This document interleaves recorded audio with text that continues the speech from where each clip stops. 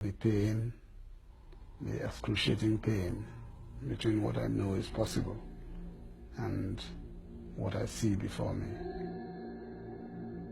Ken Saro Wiwa and 14 colleagues were held without charge for 9 months in a military camp under appalling conditions. Despite this, Saro Wiwa continued to organize Mossop through secret letters. Our people must be prepared to see me shut away for some time. I'm psychologically prepared for that, and it is not unusual in a struggle of this nature. I acted as a courier for Ken's letters in and out of detention. Getting to see him was very difficult. At times it meant having to pay bribes, and very heavy bribes, to get in. At times you had to sneak in and hope that they don't get you. His was a particularly difficult situation because he had a heart problem and some other blood problems. So to get drugs to him was difficult because they didn't allow it. He was in leg irons for some time and handcuffed, even when he was going to toilets.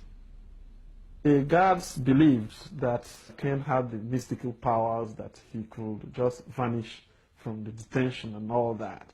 And so to allow him out from that cage will enable him the opportunity to use those magical powers which they claim he had. So that's made him the focal point of most of what the bad treatment they were giving to us.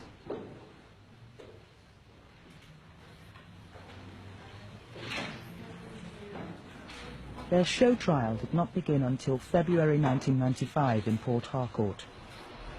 Charge number OCDT/PH/1/95 between the Federal Republic of Nigeria and the Kenny Vincent Saro Wiwa, led in with Dr. Barine Ludwig Kilber, John Fenning, and Baribo Bell. I thought that the tribunal was fundamentally unfair. The agenda was to condemn Mossop as being a violent organization and to make an example of a number of its leaders.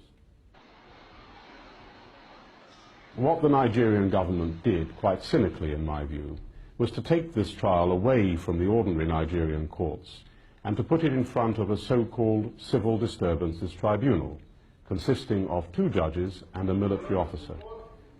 Those 3 people were personally appointed by the dictator of Nigeria, Abacha. 12 defendants were charged with physically taking part in the 4 murders.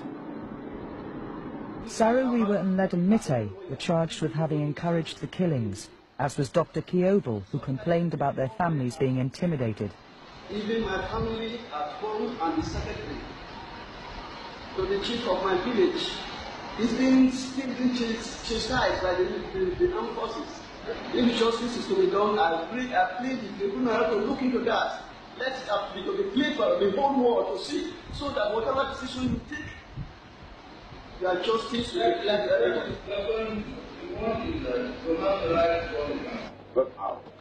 Major Okuntimo did not hesitate from intervening during the tribunal. He had members of the defense team beaten, and Saro Wiwa's 70-year-old mother horsewhipped when she tried to attend the trial. I was being told by the defense that they could only see their clients in presence of Paul Okuntimo, who was effectively a prosecution spy. And on the other hand, when I had private conference with the prosecuting counsel, in walked Paul Okuntimo, introduced himself as being the chief of Ogoniland, and sat down and started to participate in the conference.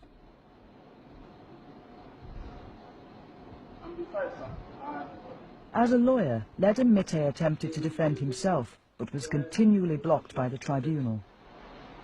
Those are opportunities for explanation. So I feel that at this stage, you cannot do so.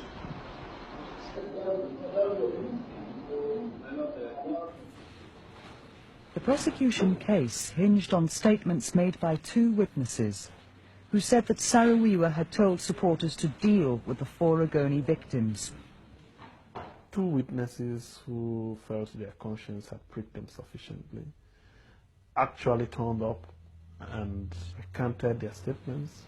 The witnesses confessed to how much money they got and how Shell was also to be involved in providing such money. Shell have always denied that any approaches were made, whatever the witnesses claimed they were told. Now in great danger, the witnesses' testimony was captured on video by the defense team as evidence to show the tribunal. At this time, I was promised that after the case in court, I'll be given a house anywhere in the country. A contract from Shell and unpaid, and some amounts of money to buy my musical instruments.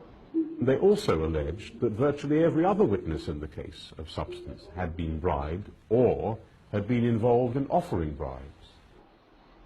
Both the prosecution and the tribunal completely ignored that suggestion of bribery.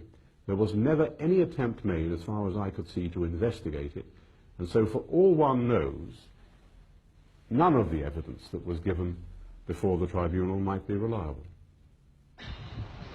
The state has decided to ensure that the accused persons are convicted at all costs. The entire trial is, with respect, a premeditated plan to disrupt proceedings of the trial. And then I object, and I want my learned friend to be asked to withdraw that line of submission. And I want my learned friend to appreciate it. Like it's Saro Wiwa today, it can be anybody's turn tomorrow. It was Abdullah yesterday. It's supposed to be on the other job today. It can be anybody's turn.